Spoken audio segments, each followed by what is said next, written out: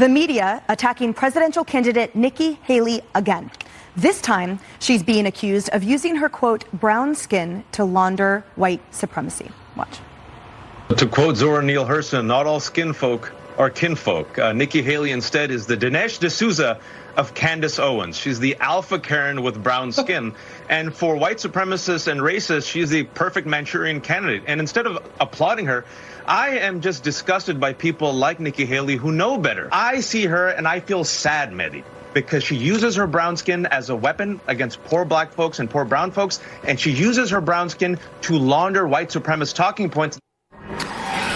Kennedy, there's so much to unpack there. She has been a declared, candidate for president for all of 1 week, and she has been subjected to multiple attacks on the basis of her skin color and on a perceived racism happening that they say she emblemizes, and it has nothing. No one has even mentioned all of her accomplishments. No one has mentioned her credibility and all that she accomplished in her myriad offices. And even if they wanted to go after her record, that is legitimate. They can do that. If they've got specific examples of her leadership from South Carolina, that's fine. But this is overt racism. This is disgusting. And anytime someone brings up one of Kamala Harris's failures, and if they're talking about it in a purely political context, and, they point to the numbers at the border and the surge in illegal immigrants who've come over since the Biden-Harris administration was sworn into office. If you say anything about Kamala Harris, you are deemed a misogynist and a racist. But here you have people who are being overtly racist. And my question is, where is MSNBC? How is this acceptable on their airways? This is disgusting, and it should be beneath a news network. That's absolutely right. And there is so much fabrication as well around it. Joyce, remember the View host who said that's not her real name. She's whitewashed herself. It is her name. Nikki is on her birth certificate. It's an Indian name. She had to defend herself from an unprovoked attack out of nowhere that had nothing to do, again, with her actual accomplishments in her positions. And yet, to Kennedy's point, when the shoe is on the other foot, then certain elected officials, if they're a female, if they're of a certain color, then all of a sudden any credible, arguable criticism rooted in fact or credible opinion is somehow misogynistic or racist. Yeah, I don't know that there's a word anymore in the English language that is less effective compared to how it should be effective than the word racist. I think the word racist is completely ineffective at this point.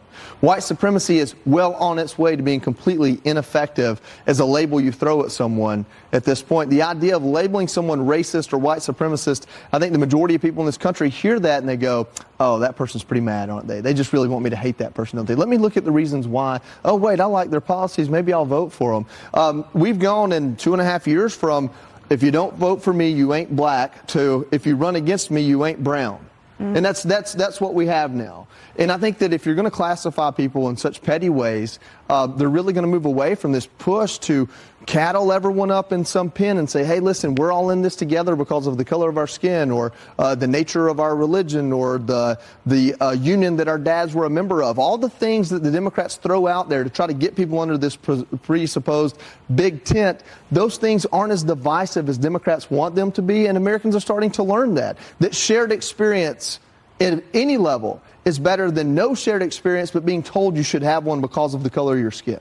And on that point, it is exhausting. It is exhausting to be part of this perpetuated cycle that it seems to be only ramping up rather than actually dissipating. Well, of course, because we're heading to the presidential election. All they have is race. We saw that. It was set. It's about race hatred and race divisions. They're also panicked. The left is panicked over how many Hispanics, how many black Americans actually were voting for Republicans. How many did vote for candidates who were Republican in cities like New York? The school board recall in San Francisco. There is rebellion. But having come from the left, this is true for whether it's people of color, gays or women. The left believes they own us. The left believes that you are to comply. And this is the ripping up of every civil rights movement, that we're going to be who we are, living lives that best suit us. And now we're told by the left, if you don't conform, we will condemn you. So it has become the movement of demanding conformity or destruction. And it used to be, you stand up, you sit in that bus where you want, you sit at that counter where you want, you go to a bar and enjoy a drink without being arrested because you be you. Now, if Nikki Haley is herself, she's going to be condemned as worthless, as not part of the family, as not worthy. And that is misogyny, it's racism, it's sexism, it's everything. But ultimately, it exposes the left for being the obscenity that it is now, which is the opposite of what the civil rights movements in this country were all about. And it's being sanctioned by these structured networks and media platforms and newspapers and periodicals that are supposed to be dedicated to only truth and light in darkness. To Kennedy's point, how is that being allowed to share that platform? These really radical and minority views in that way, there are plenty of free platforms out there for them to feel published.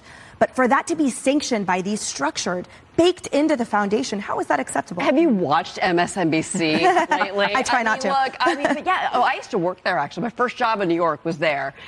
This is pure desperation on their part. They have done that because they've been sinking in the ratings, because they picked the wrong horse. They have done nothing but make mistake after mistake on their air, and they have so grabbed onto race. And it's the laziest criticism you can label against anybody. It is overplayed, Joe, to your point.